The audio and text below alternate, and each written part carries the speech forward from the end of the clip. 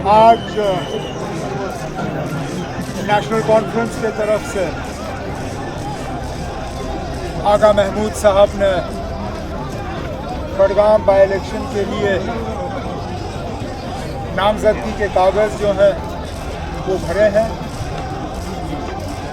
पूरी तंजीम आगा महमूद साहब के साथ खड़ी है। आज से ही हम अपना पैगाम और अपने वोटर का अपील जो है बडगाम के लोगों के सामने रखेंगे और उम्मीद करेंगे कि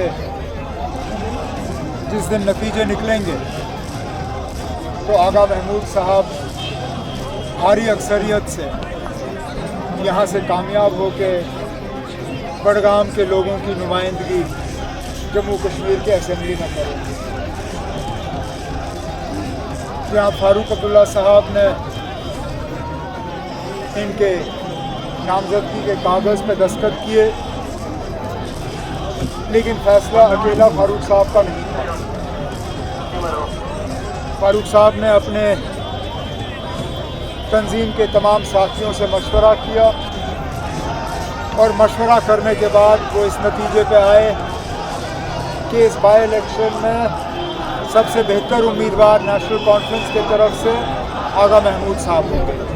और उसी बात का नतीजा है कि आज आगा महमूद साहब ने अपने नामजदगी के कागज़ में कोई कंफ्यूजन नहीं था ना। हम बाकियों के लिए इंतज़ार कर रहे थे, हमें कोई जल्दी नहीं थी ना। लगभग सारे पॉलिटिकल पार्टियों के उम्मीदवारों ने तो आज भरा है, तो हमने कौन सा डिले किया।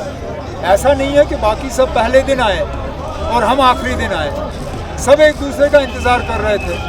तो हम भी इस खेल में अपना खेल जो है वो उसका फ़ायदा ले रहे थे। लेकिन हमने पहले ही दिन से ही तय किया था कि नेशनल कॉन्फ्रेंस की तरफ से इलेक्शन कौन लड़ेगा, लेकिन थोड़ा सा इलेक्शन में स्ट्रैटेजी के तहत लड़ा जाता है और हम भी इसमें अपनी स्ट्रैटेजी कर रहे हैं। मैंने कभी बडगाम के लोगों को उस मामले में धोखे में नहीं रखा।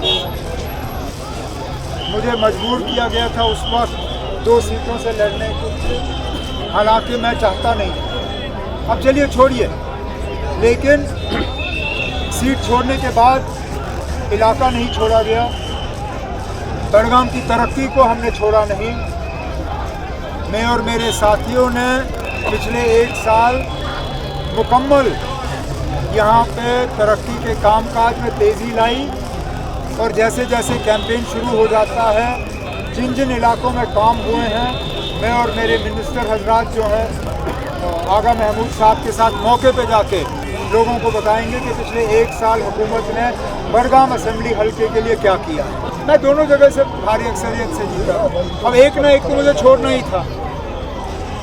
बडगाम छोड़ने का खास वजह था, छोड़िए ना, वो 1 साल पहले की बात है। आज आप आगा महमूद साहब की बात करिए। पिछले इलेक्शन में आगा रूहुल्लाह कैंपेन में आपके साथ नजर आए और जब आगा महमूद साहब ने पहले ही इस सवाल का आपको जवाब दिया और मुझे नहीं लगता है कि आगा महमूद के अल्फाजों से बेहतर मैं कोई बात कर सकता हूँ। आगा महमूद साहब ने कहा कि आगा रूहुल्लाह उनके लिए भी बेटे की तरह है और वो पूरी उम्मीद कर रहे हैं कि इसमें उनको आगा रूहुल्लाह की मदद जो है वो हासिल होगी। अब इससे ज़्यादा मुझे कहने की क्या ज़रूरत है।